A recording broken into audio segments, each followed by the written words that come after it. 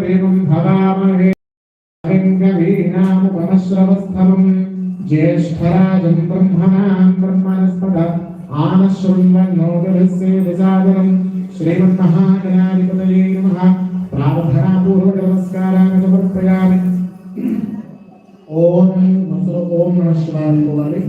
ओम आपादानवस्थलान्तभुवन ब्रह्माण्डवाविस्फुरात् ज्योतिस्फाटिकलिङ्गमौलिविलसत्पूर्णेन्दुभान्ता